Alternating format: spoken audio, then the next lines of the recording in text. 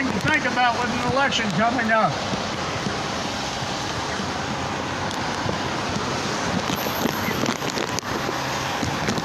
We are, Will, I have a question. How many speakers do we have? On the list, we had about 6 speakers. Are any of them here?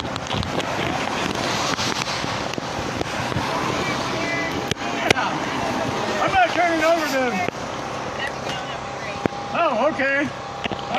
Let's bring a hide up from Women Cannabis Warrior. That's all right. That's okay. Thanks, y'all. Thanks, everybody, for coming that did. Warriors don't run from rain. And until this is done here, we got to show up. It's important. I am one of those Republicans that Skywolf was telling you about. And I do actually wear it pretty proudly, except for here recently with what's been going on in the state of Indiana and the elected officials in Indiana. They are not listening to us. We support it overwhelmingly, majority percent, just like Hoosiers in general, just like Americans. In America, the majority support for cannabis medicinally, which is where we start. And there is medical value, even to the people that think they're just toking out recreationally. Y'all are getting medicinal value out of it too. So that's my belief. Speaking of beliefs, I'm a spiritual creature, okay? I believe that God, whoever your God is, whoever you pray to, that God, the same God that created all of us, also created that plant for us and our good.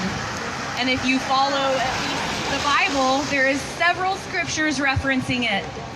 And one of my very favorites is Revelation 22:2. I'm going to totally screw it up now that I threw it out there, but, and the trees of the leaf were for healing of the nations. And it's not technically a tree, but I do believe, at least to me, that speaks to cannabis. We have a lot of issues. We have a lot of physical ailments, mental ones. I suffer from depression as well as anxiety. Believe it or not, I have social anxiety. A veteran friend of mine just the other day was asking me how I do this, and I'm like, when you're passionate about something, you push yourself. And when you push yourself and you're uncomfortable, that's where you grow. And my daddy was a hippie, and he taught me from literally my whole life that cannabis was good. Hi, Lucy. Lucy over there. I voted for the first time last year, other than straight red. I've only ever voted straight red up until 2018.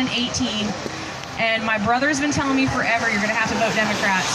He's a Republican too. He's been telling me you're going to have to vote Democrat. And I'm like, no. I finally voted Libertarian in the Donnelly-Braun race. And I voted for Lucy Breton due to her pro-cannabis stance, because that is my #1 issue. I voted for Democrat Tim Irving and my state representative because he came out to me at my urging. He wanted to take a neutral stance and say he wasn't educated enough on it, but he educated himself and allowed me to educate him on it. And I got a pro-cannabis stance out of him. He didn't do so well. My county is very, very red. So I'm trying to work with my elected officials to set up meetings. And we really need to keep contacting our elected officials until this is done. One call, one email, one letter is not going to work. They're not listening. The numbers are there. We have to turn up the heat, hold them accountable. If an elected official or a candidate is running in your area locally, it's not a state or a federal issue. This is a community issue. Every community has veterans in it.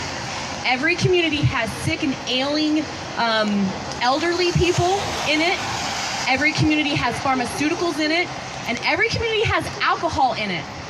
I suffer from depression. Alcohol is available everywhere around you, and it is a depressant. It has made me, I take that back. I, with the help of alcohol, have made some very, very bad decisions. I have never done anything under the influence of cannabis that made me black out like alcohol has done to me. I have chosen to give up alcohol because I realize it is not good for me, and sometimes we just have to make those decisions as people who suffer from depression that's not good for you. I'm not here to judge you if you take pharmaceuticals or if you drink alcohol. Please don't take this in that way, shape, or form.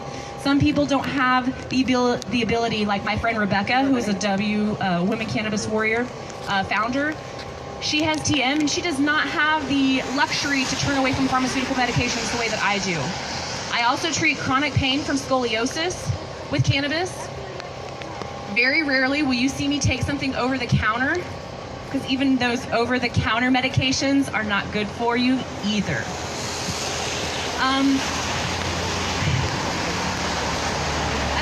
That's really all I have, guys.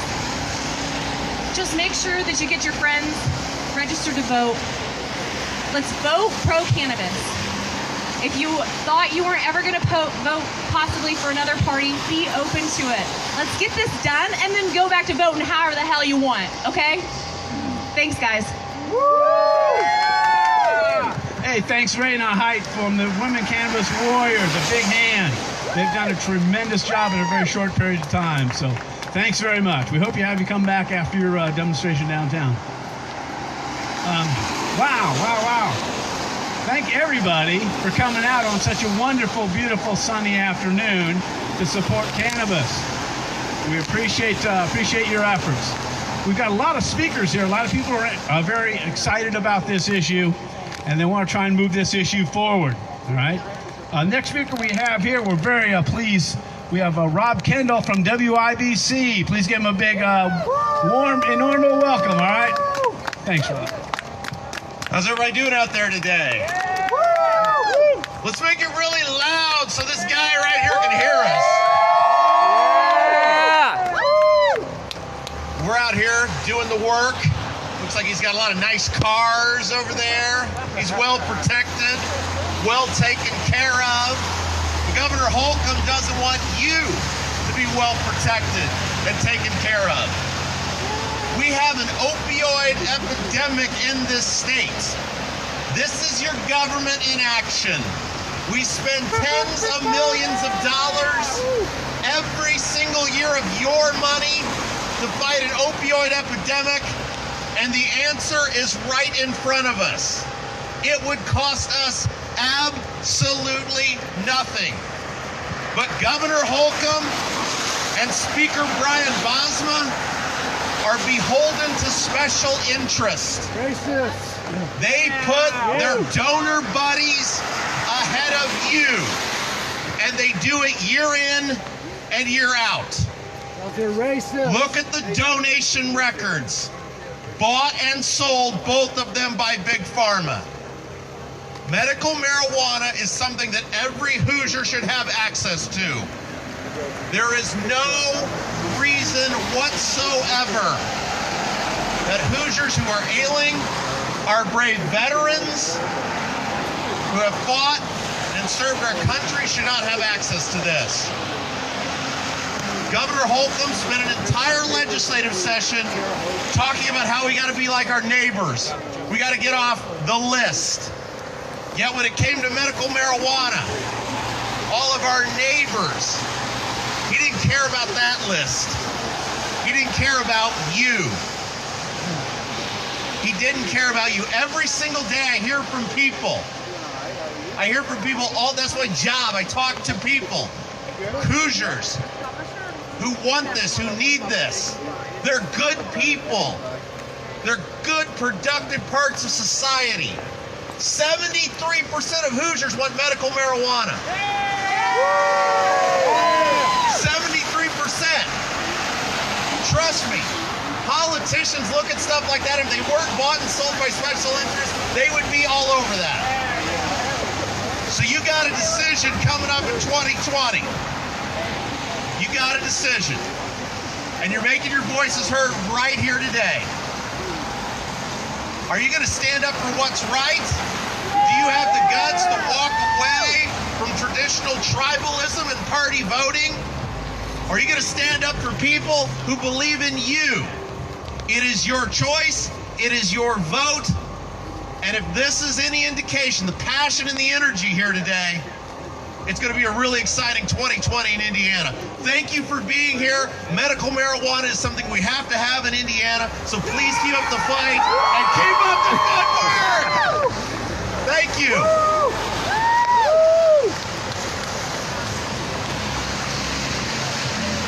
Thank you, Rob. Hey, let's have a big hand of applause for Rob. Rob Kendall supporting cannabis legalization. Thank you. Thank you very much. All right, outstanding. Next up, we have Lucy Benton, a cannabis activist. Lucy, are you here? I'm here. All right, come on up here and talk about marijuana. All right. All right, there we go. Good afternoon. Thank you so much for not letting the rain deter you. We're a little bit stronger than that, aren't we? We're not going to let a few raindrops deter us. What do the raindrops do? They feed the aquifers and they make the cannabis grow. So I'm going to challenge you to do something that I feel like I can say now that I couldn't say when I was running for United States Senate. And I'm going to challenge you to do this for the children. We have beautiful children here today. I have my 9-year-old son Oziye up here with me.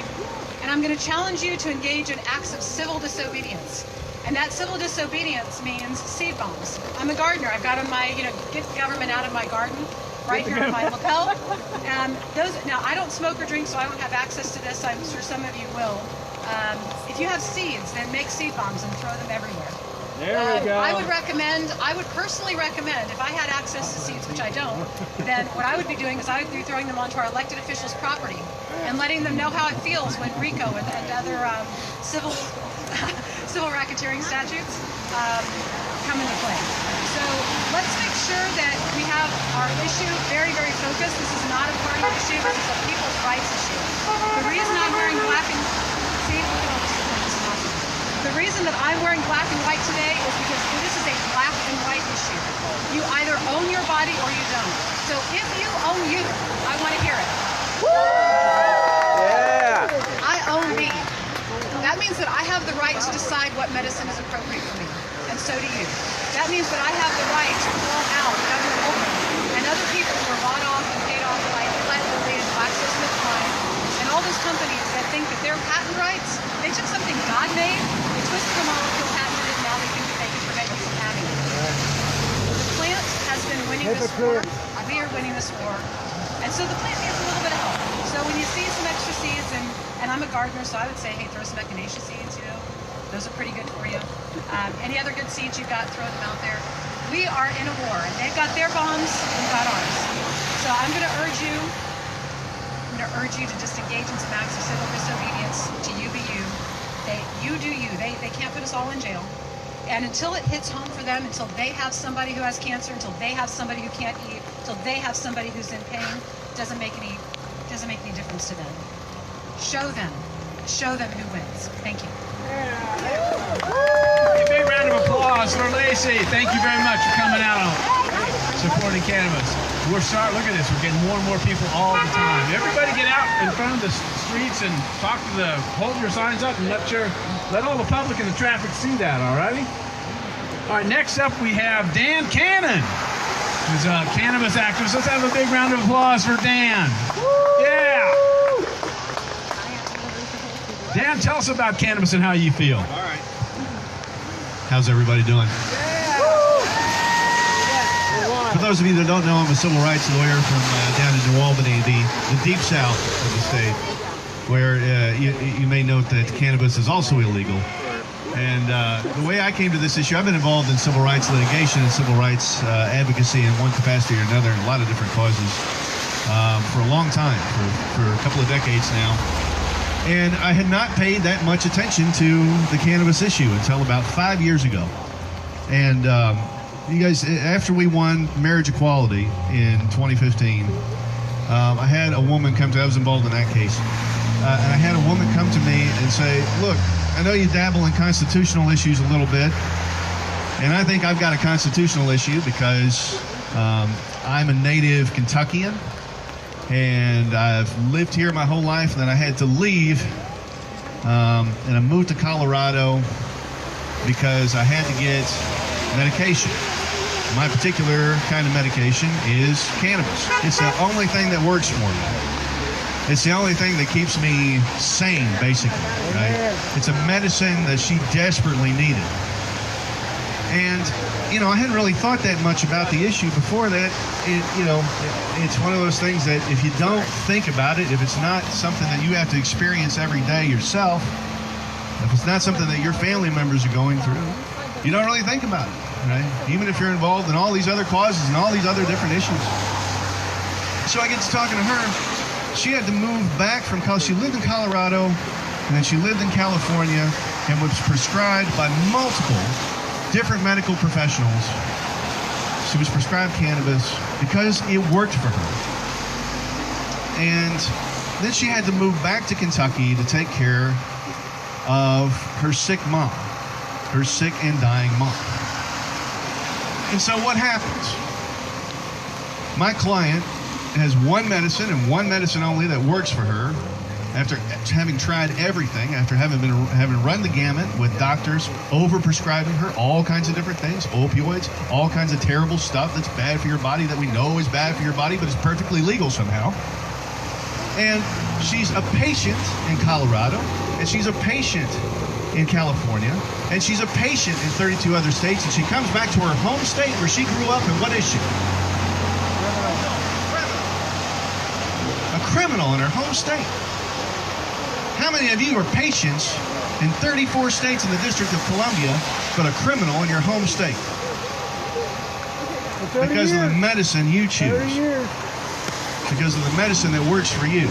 Because of the medicine that is not addictive, that grows out of the ground. And that's what makes you a criminal. And folks, since then, I've heard 100 of these stories. 200, 500, 1,000 of these stories, and they're all unique and they're all heartbreaking, and I expect you're probably going to hear more of them today. And I tell you, those stories moved me on this issue. And they should move you. If you're listening and you're paying any attention, you care about people and you care about what's good for people, and you hear a story like that, somebody's a patient in most of the country, and they're a criminal in their home state. How can that not move you? And I say all that to say the most powerful thing that you've got in your arsenal, and all the different tools that you've got at your disposal to make change, the most powerful thing that you've got is your story. Make sure that you tell it to anybody who will listen, because you never know who you're going to move. Now, the other part of that is, though, who are you supposed to move with those stories? Who's supposed to be moved by that? Who is supposed to listen to you? Who do we pay to listen to us and to respond to our demands and to respond to our needs as a people? This guy back here, maybe, yeah, I heard the jackass. But a few other of those types, right, down the road here at the State House. How many of them are listening to you? Zero. You know what's sitting on the governor's desk right now getting ready to be signed into law? Anti-pipeline protest bill that everybody in the Senate and the House voted for. Everybody voted for, all the Democrats, everybody voted for this pipeline protest bill. Do you need a pipeline protest bill? No! What do you need? You need not to be a patient in 34 states and a criminal in your home state, right? You think they're listening to your needs? You think they're listening to you? No, they're not. Well, I don't know. I've practiced in employment law for a really long time, folks. And American employment law, as many of you know if you've ever had a job, is brutal. But one overriding principle that I can tell you is that if you show up for work and you don't do your job, what's going to happen to you? David's been sick. Well, what's the job of all these people that we've elected to represent us down the street here and in this building behind you? What's their job? To listen to you. And are they doing that job? So what ought we do with them? I think we ought to fire them. What do you all think? I don't know. Maybe hire some folks in there that'll listen to us. Listen, please tell your story to anybody who will listen, I promise. The more that we tell these stories, the more that we're able to stand in solidarity around people who have these kind of stories, That's going to be our greatest asset, and that's what's actually going to move the needle on this issue. So solidarity now, solidarity forever. I love you guys. Keep fighting the good fight. Thank you. Let's have a big round of applause for Dan. He's been doing a lot of great work in terms of providing civil liberties and defending our rights. Excellent. Well, let's have, who do we have next? Jared? There we go, another cannabis activist. Jared, introduce yourself. Tell them what you're all about. Hello, my name is Jared Hall. I am the Libertarian Party of Indiana's political director.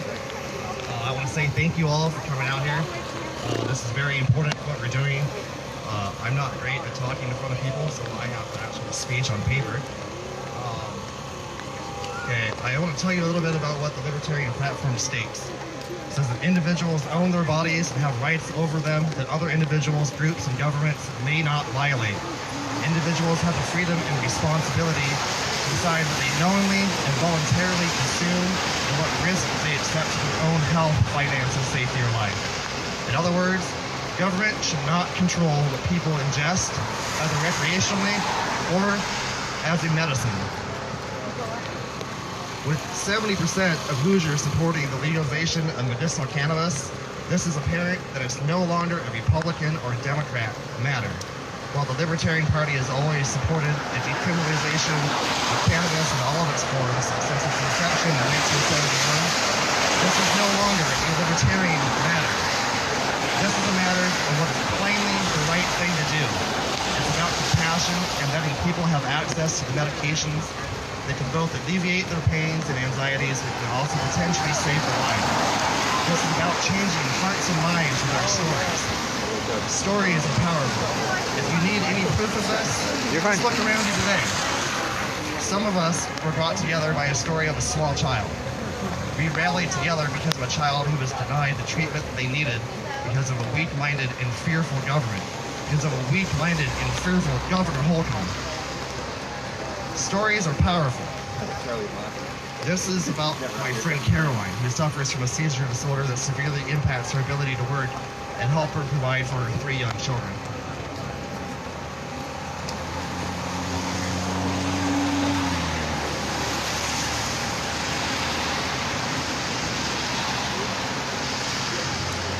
This is about my friend Justin, who has a combat veteran in Afghanistan, suffers from PTSD. This is about all of us here today coming together to prevent any more people from dying from a lack of access to the appropriate medicine and medical care of their choosing. Something needs to change. People who are not at their best cannot give their best back to their communities. When we lack the access to the medicine and health care that we want, need, and deserve, we become complacent. We do not participate in civic matters, the workforce, or furthering our education. Then we feel hopeless. We can no longer sit by and watch as our friends, our brothers and sisters, our mothers, our fathers, or, dear God, even our children, suffer through debilitating disorders or illnesses when we know that there is a way to help alleviate the burden placed on their lives. For too long, government has intervened in the barring of our medical choices. When government picks and chooses the winners based upon how much money someone brings to the table, and not what's best for those whom they govern, we all lose. This is why we're here today, to fight for the medical freedoms that we and our families deserve. I repeat, something needs to change, and together we will see this through. Thank you. Let's have a big round of applause for Jared. Hey, come on, big, Norml. Round of applause. Thank you very much.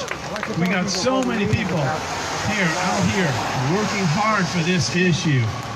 And it, like people said before, it's important that we contact our legislatures, elected officials, and let them know that they at least need to talk about this issue. To not talk about this issue is undemocratic. It's dictatorial. Remember, Eric, he's not God. He's just governor. And he shouldn't be able to tell us what we can and cannot do with our bodies. So here, I'm going to introduce a newest member of our board of directors here at Indiana Norml, a veteran that's been working on this issue for a number of years. We're extremely proud to have him to be an official part of Norml. Will Henry. Thank you, Jack. Yeah, I'm the newest member, and I had the privilege of meeting a family last month who have suffered a tremendous loss in February. The Curtis family. If you would just come up here. Just come up here. If you haven't heard the story of Charly Curtis, it's very emotional, and it's a devastating story for a family to go through something as they had went through. 6-year-old Charly Curtis died from seizures in her home in Newcastle, Indiana, February 7th, just weeks after officially being diagnosed with Lennox-Gastaut syndrome, which causes multiple and varied seizures of intensity throughout the day. Charly was also autistic, and she was mostly nonverbal.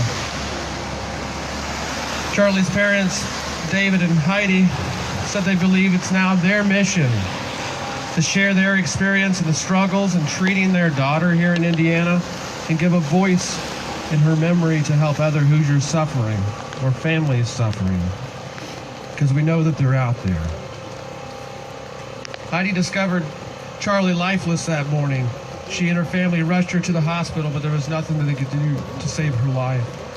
She only had a moment to alert David of trouble, who was in Colorado at the time, to retrieve more of the medication that was helping Charly. THC oil. David received the tragic news from Heidi and headed home to Indiana from the airport. Heidi and David said the THC oil was the only thing slowing her seizure frequency and intensity, and they said they noticed a positive difference in her symptoms almost immediately after administering the medication. They're here today to speak for those who don't have a voice. They're here today to remember their daughter and the struggle that they had went through fighting to get her the right treatment. Ladies and gentlemen, I want to welcome to you today very brave, great family who has suffered a tragic loss, and they should have never had to suffer this way. Please welcome Heidi and David Curtis.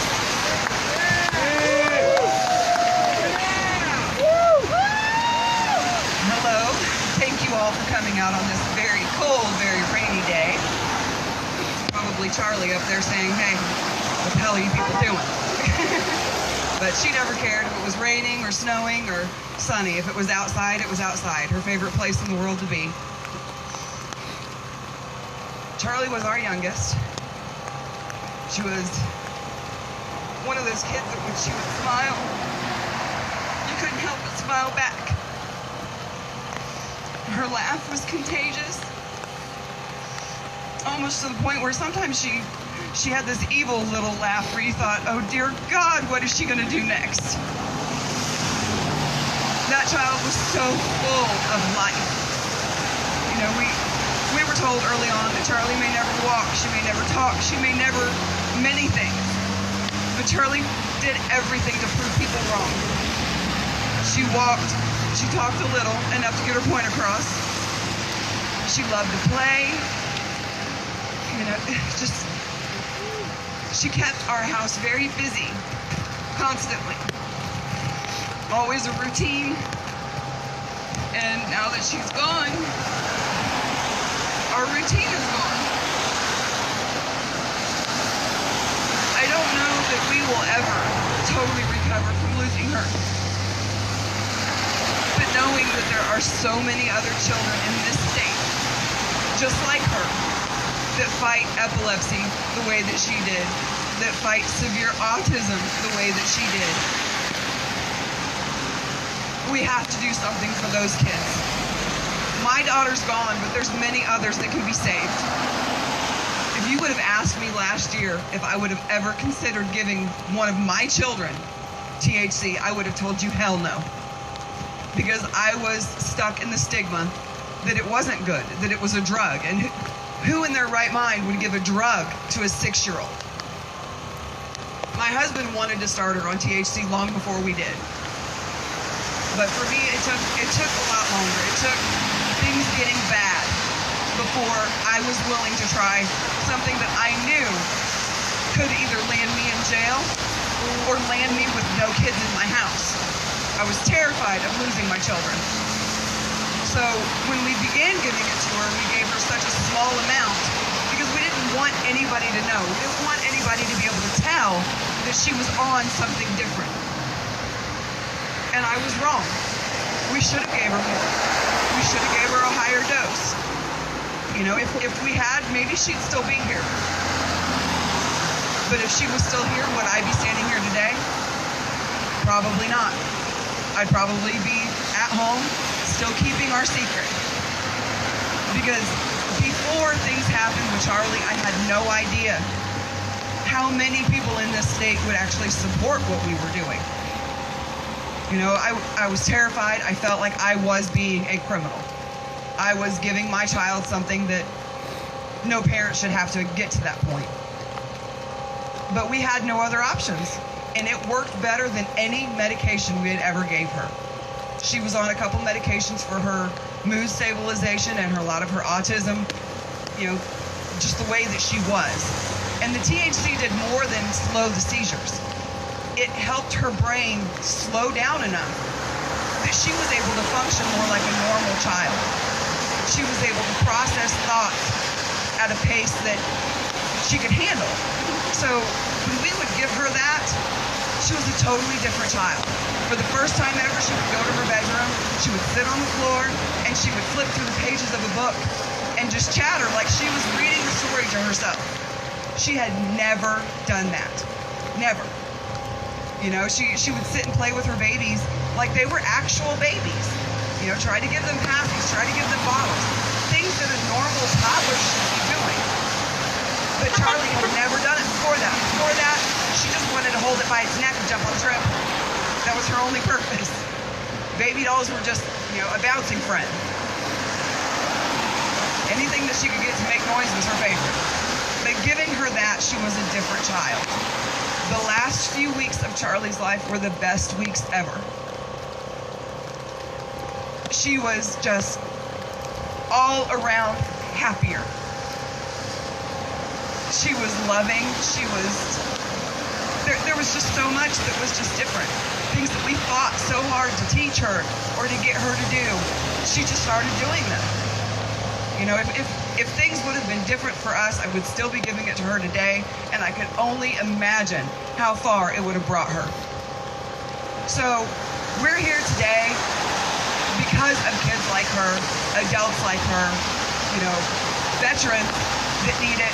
There are so many different ailments that can be treated with one medication that doesn't have all the crazy side effects.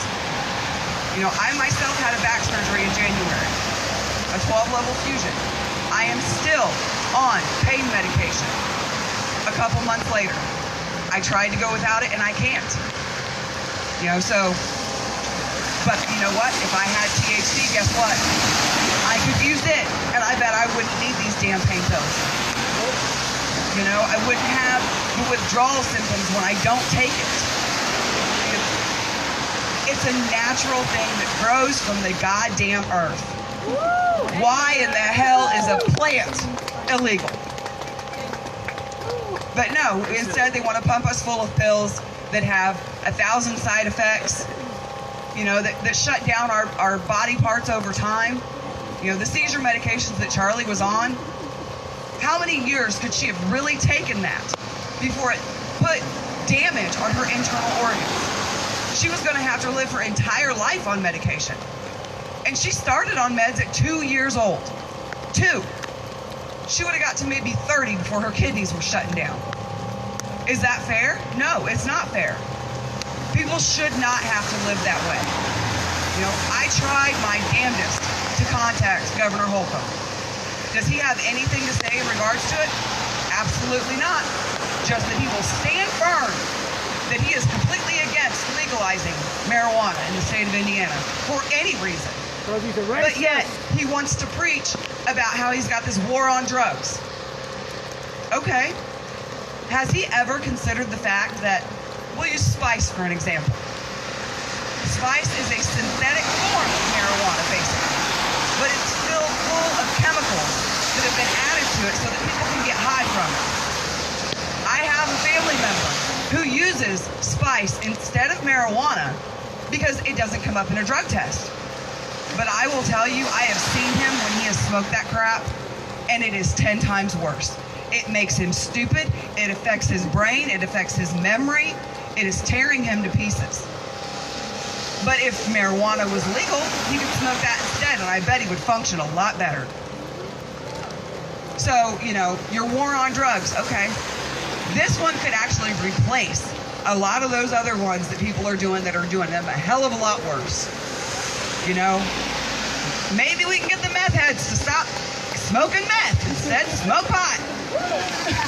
You know, it is the lesser of many, many evils.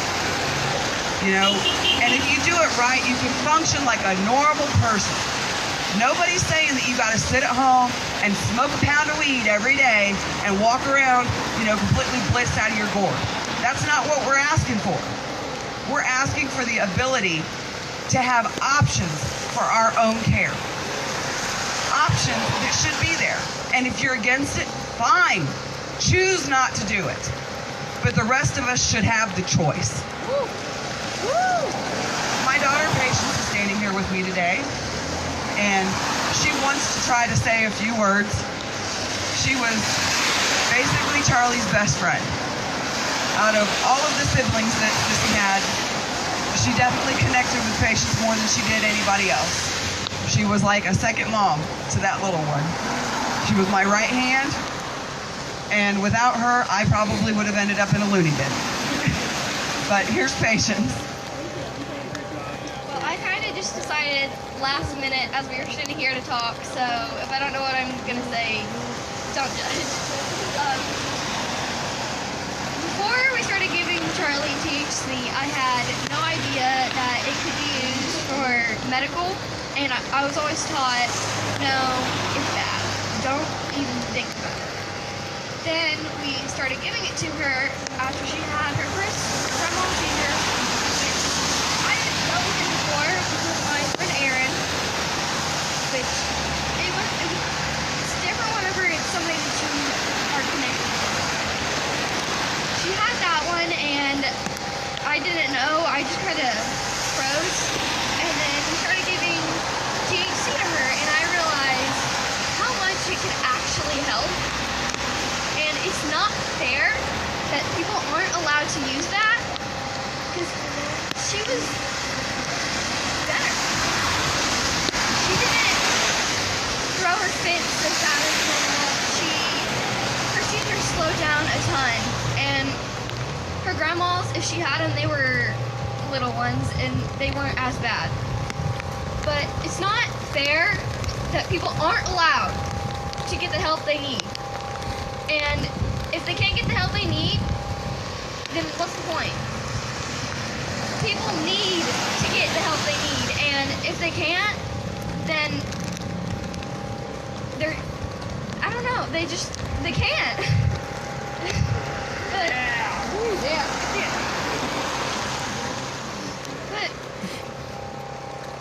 when people can't get the help they need, they turn to other things which hurt them even more. They could take THC and get off all the other medicines they are on and without any side effects. They could get off of it and not go through withdrawals.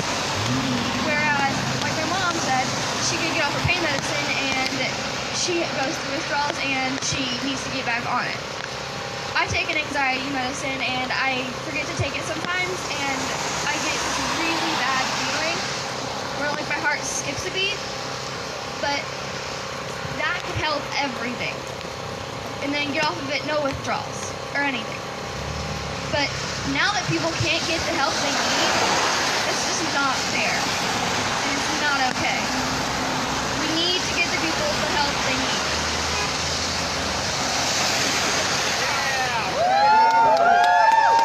Thank you, sweetheart. I know it's not easy. Public speaking sucks. So anyway, I would just want to say thank you to every single one of you for coming out today.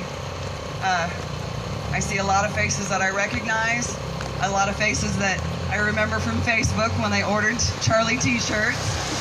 And I'm very appreciative of everything and all of the support that has come pouring out of this state for our family. You guys are basically our new extended family. You know, we're in a world now that we had never been in before, but I am more than happy and very excited to be a part of this journey with the rest of you. So it'd be nice if Mr. Holcomb would come out here and bear the rain with us. If not, he can just invite me in for a cup of coffee and we can sit down and have a chat. Thank you. Excellent. Let's have a big, big round of applause for the Davis family. All right, this is tremendous. It's horrible that they've had to suffer this tragedy when it could have been averted. And our legislators and our leaders are turning their back on people like the Davises, and that's criminal. That's what we're here to try and stop. Curtises, excuse me. Curtis, my mistake. What an idiot. The Curtises, excuse me. Heidi and David Curtis. All right, we have some other people that want to speak. We talked about stories. We just heard a heart-wrenching story, and that's just one of many. So I want to continue with another person that has a story about how medical cannabis has helped them. And I want to bring Chad Padgett up here. Round of applause for Chad. Thanks, Jack. I'm Chad Padgett. Back in October of 2008, I was diagnosed with acute pancreatitis, and it progressed so much by March of 2000. Oh, actually, it was 2007 I was diagnosed with acute. In March of 2008, I was 100% disabled with chronic pancreatitis. They had told me that my pancreas was so bad that I would end up getting diabetes and then pancreatic cancer, and I would be dead within 7 years. What I had done is I ended up going through all their procedures. Several of them, I had a stent placed in my pancreas. I was on pancreatic enzymes and 90 milligrams of methadone and 90 milligrams of oxycodone every day. And when the sixth year came up, I had a year to go. This deadline of my death, supposedly. I started using cannabis oil, and I had taken 20 grams of cannabis oil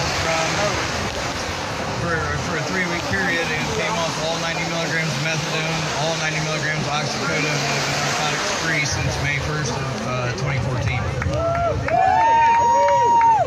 Cannabis oil has saved my life, and it will and has saved others, and we need to be able to have access to this medication here in Indiana. The only way we can do that is to have it go through the legislative process. And to do that, you all need to contact your representatives and your senators and get the ball rolling.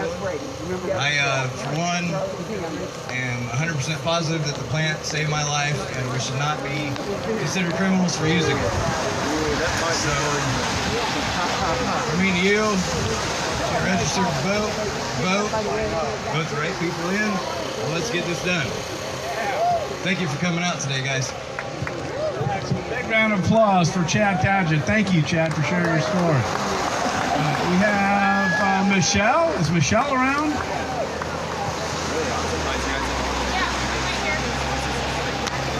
Where's Michelle? We're looking for Michelle. There she is. All right. We have another long-time cannabis activist here, Michelle Marie, and I love that she came out today. Yeah, awesome.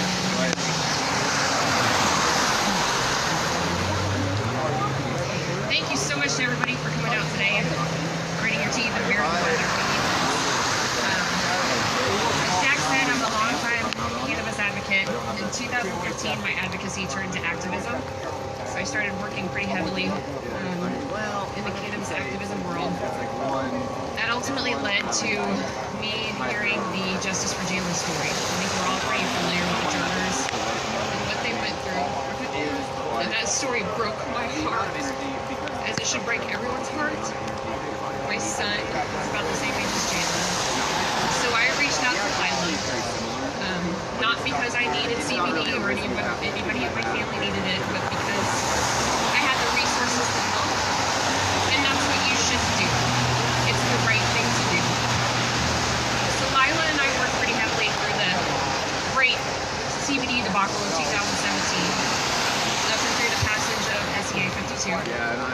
that bill was signed on March 31st of last year. April 5th of that year, the irony could not have been more deafening. My son suffered his first seizure. And for anybody who experiences that, it's the most horrific thing you've ever seen. I think I can speak for anyone who deals with that. The first time you see that will haunt you for the rest of your life. 9 days later, he suffered a second. For us, he doesn't have epilepsy. He suffers from febrile seizures. So it's not a daily occurrence. It's not something that we deal with throughout it every day. But the fear is still there. I have to worry for every sickness. I have to live to every day for a potential fever. And then wonder if he's going to have another seizure. So again, for us, CBD is not highly effective because I can't monitor if the doses are going to work. When we went to the pediatrician, because he has febrile seizures, they didn't give us a daily med since he doesn't have epilepsy. They gave us Diastat, which is a rescue medication. It is Valium. My son was 22 months old, 27 pounds, and they gave him 5 milligrams of Valium to rescue him if he had a grand mal seizure. I don't know about you, but 5 milligrams of Valium would put me down in a heartbeat. Now, granted, once or twice may not be harmful to him, but there's no telling how many fevers we're going to have in a year, how many seizures we're going to have from those fevers, how many times I'm going to have to rescue him. I want a safe, natural, effective medication to rescue my son. I want a safe, effective medication for people to have a better quality of life, for my fellow citizens, for other children to be able to have a better quality of life. That is cannabis. People say the studies aren't out there. They're done. They don't want to hear them. They don't want to read them. They don't want to see them. For that brings me to activism. It is our job to hold them accountable. They are public servants. They work for us. We vote them in. We vote them out. I hear people all the time say they don't want to listen. It is so important to make those phone calls, write those emails, go down to the State House when you have time. If nobody is holding them accountable, they don't have to listen. Be the squeaky wheel. The squeaky wheel gets the grease. Don't be intimidated. Don't be afraid. They are people just like us. We will make them listen, and we can make them listen. I also want to touch too on a couple current legislative updates. And I also admin the Indiana CBD page, so all of this will be there as well if anybody wants to go and check that out. S516, I think we're all aware, is trying to ban smokable hemp. You guys have got to get on that. We've got to stay on the Congress committee, and we've got to stay on that man right there. He's already said he will not sign the bill if smokable hemp is in it. We need to let him know that he will, and we want him to. There's also another bill that just came across my radar. It's House Bill 1444, for anyone who's not aware. It's a nicotine tax bill. They are throwing any smokable hemp products in there. They're also trying to ban online sales of those products. So in one bill, they're banning it. In the other bill, they're going to ban online sales and make that illegal as well. The information to contact those legislators will also be on Indiana CBD. So please go to that page. I will update everything as it's happening. I'll update all the actions. I'll share everything that we get. And with that said, just please be the squeaky wheel. I know it sounds like it falls on deaf ears, but it really doesn't. They can't ignore you. They can't block your emails. They can't block your calls. Call until you're blue in the face. Make them hate you. Make them irritated by you. Rub them the wrong way. Make them hear you. Thank you. Excellent. Let's have a big round of applause to Michelle. Michelle, thanks for coming out and telling us your story. That's wonderful. All right. Do we have anybody else that wants to speak, wants to tell their story about cannabis? Nobody? Jason? Jason, you want to come up and talk a little bit? Yeah.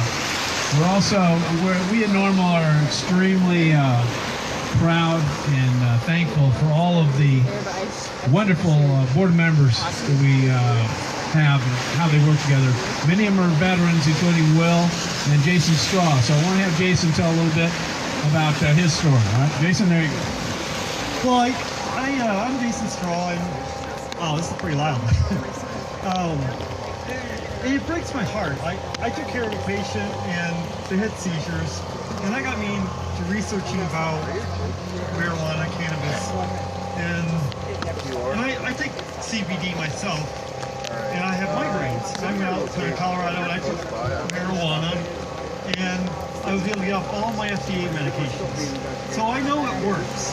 They can't lie to you. They can't tell you it doesn't work. And they can't tell you that, oh, we can stop this CBD. Some people, CBD works. Some people have to move on. And I know that I can get by with just CBD and some of my FDA meds. I know that marijuana will help me a lot more. And you see these scary stories that they come out with, like this cannabis hyperemesis syndrome. And I went out and I did some research on it. And there's lots of great sites out there, but I always like to go to the hospitals and the research centers. And you start looking at it, and the syndrome usually is affected by young people, teenagers and 20-year-olds who've been using the cannabis for years, heavily. And what happens is a sphincter in your stomach closes up. And that sphincter, the food gets stuck in there and you throw up. And that's where you have a problem. We have the same problem with just about any medication if you abuse it. Think about alcohol when people binge drink. And that's just a weekend. You don't have to take it for years. Or an opioid. People's stomachs slow down. And that doesn't take years either. So it's a very rare condition.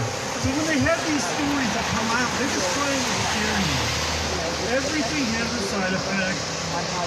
Cannabis is really safe. And the way that you deal with the syndrome is you just stop taking it. It's just like anything you have a sensitivity to. So when they come up with a story, think about what they're saying. Look at who's saying it. And I've been looking at this stuff for 3 years. I see, Governor Holcomb goes out and he says, oh look, I smoked it in college, but you can't have it. So he even knows what it's about. So if he can have it, why can't we? Yeah. That doesn't make any sense. We're suffering. Do you think he suffers for medical care?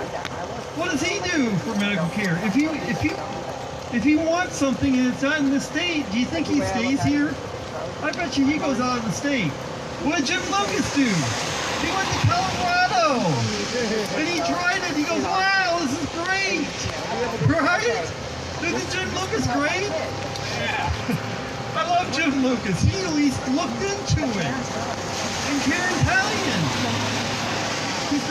She's trying to get lots of bills passed. We have lots of people working really hard to get bills passed. So we are making progress. We got the last two.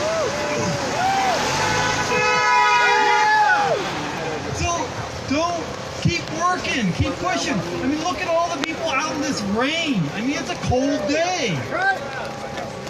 We are making progress.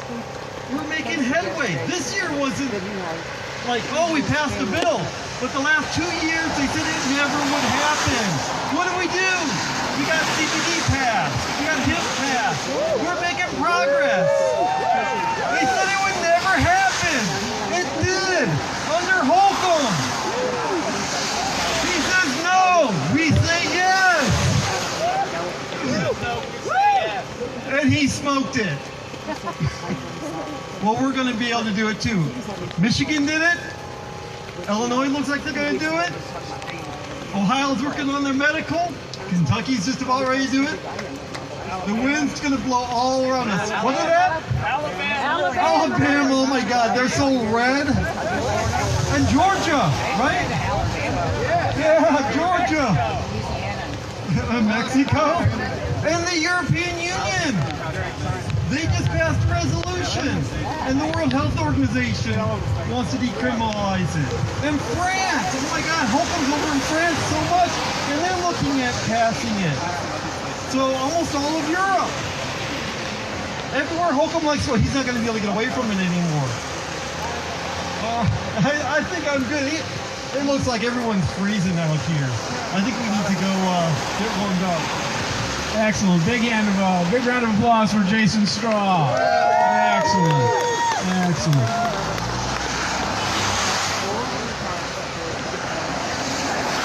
All right. You want to talk about that? This pin here is from Urban Rosenfeld.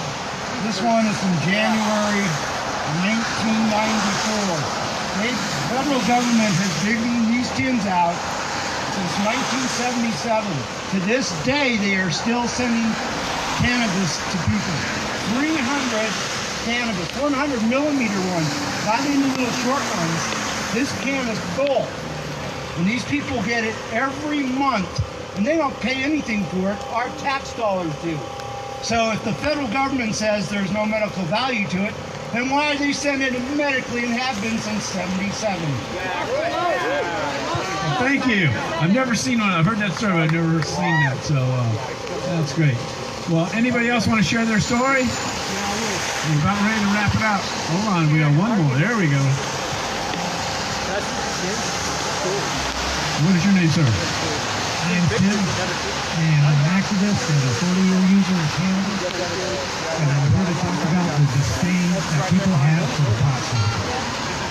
And I want to say, when I actually just got hit in the county, they came in Southern County, they came in with their Nazi shit, their AKs in my 82-year-old parents' house to arrest my nephew. They even deployed a robot to knock on his door because they wouldn't go up there. But my point is, they needed to use all this military shit to get their tax dollars so that they can keep this law going or keep their funding going. But anyway, the disdain that I want to talk about is when I read about, when I was researching this information, my nephew tried to get him a lawyer and all this stuff, I come across this story about Charly in a Channel 6 report where Governor Holcomb calls the medicine that was going to save her life or gave her comfort was ho-hum science. I mean, that's what he said. It's ho-hum science. What saved this? What would help this child? And lots of other people, it's just freaking ho-hum science to him. So anyway, so this disdain took me back to 1982 with a girlfriend that her family took great care of me, loved me until they found out I smoked weed. And once they found out I smoked weed, you would have thought that I was fondling one of the kids or something. Because they made her have an abortion. They made her abort our kid. And these are Catholic, red conservatives. And that's what they did. And it really hurt me when I read about Charly and how Governor Holcomb are like these people. They don't give a shit about what's happening to people that are. We've known marijuana is health for centuries. Okay, and I brought with me a report done by Kevin Zeiss, and it's about the title of it is Nixon tapes show the roots of marijuana prohibition, misinformation, culture war, and prejudice. And this is a Schaefer Commission report results. So for 40 years I've smoked pot. I've worried about going to jail. I've put myself through the stress center, not because of the marijuana, but because of worrying about getting arrested. I'm trying to dig up my glasses here.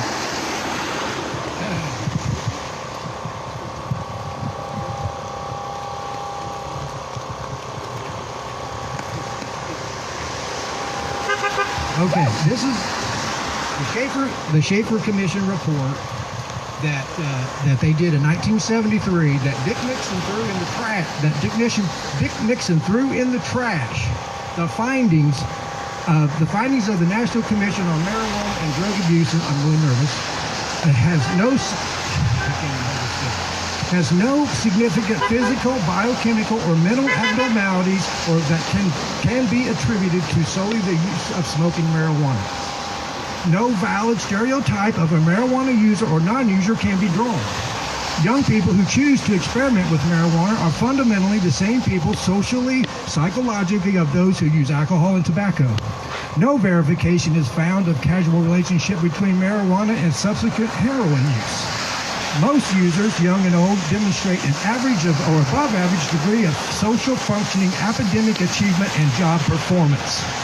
No sum of weight of the evidence is that marijuana does not cause violent or aggressive behavior. If anything, marijuana serves as an inhibitant to express such behavior. In short, marijuana is not generally viewed by participants in the criminal justice community as a major contributing influence to the commission of delinquent criminal acts. Neither the marijuana user nor the drug itself can be said to constitute a danger to public safety. Recent research has yet not proven that marijuana is significantly impairs driving ability or performance. No liable evidence exists indicating that marijuana causes genetic defects in man. Marijuana relatives potential for harm to the vast majority of the individual users who its actual impact on society does not justify a social policy designed to seek out and firmly punish those who use it. And Dick Nixon was a fucking racist, and that's why we're facing today. And this is a hate crime. And they don't give a shit about nobody's health. This is a hate crime. Call them out for the racists that they are, because that's what's happening today. And we're going to keep letting people die, man. They don't care about people dying. They do care about being called racist. And this is a hate crime. Woo. All right. Well, once again, what can you do moving forward? The biggest thing you can do is contact your legislator, okay? We'll also like to have you join Norml and become a member, all right? It doesn't cost $25, and you can join our organization and help move this forward. We have one more speaker, and then we're going to go. Hey, I'm Ari. I'm a member of the Indiana chapter of Norml. I've done campaign stuff for some very left-wing politicians in the state. I think the vast majority, if not all of whom, support marijuana. Hey, guys, honestly, there's, I think, an amazing argument that could be made towards the Republicans in our government in support of marijuana legalization. I don't suppose you guys have any idea what which country in particular is the biggest proponent and the biggest supplier of medical marijuana in the world, or which country has actually been allowing it for about as long as California. You guys know? Yep, Israel. Personally, I'm Jewish. I actually got to visit Israel on birthright a while ago. But one thing you don't learn in Hebrew school is that they actually have grow-ups there. You know where I learned that from? The June 2011 edition, I think that was it, of High Times magazine. So there's an argument you can make with the Republicans. If they love Israel so much, they should listen to them about marijuana. In fact, I think the Israeli scientist who discovered THC in 1964, Dr. McCullam, I'm pretty sure he's still alive. If he is, I'd love it if Norml could actually get him to come here and speak. So yeah, there's an argument you can make with your Republican legislators if you haven't already done so. Excellent. Thanks very much for that information. Okay, listen, we've been out here. We're all wet. We're all cold and tired. So we're going to end the formal part of the rally today. Everybody's obviously welcome to stay and walk the streets and do whatever. But this kind of concludes what we're doing for Indiana Norml. We want to thank you again for coming out. Thanks so much for all the people who came out and shared their stories. And contact your legislators, talk to your friends, get them to get off their butts and contact their legislators. And do us a favor and join Norml. Thanks very much. Free the weed!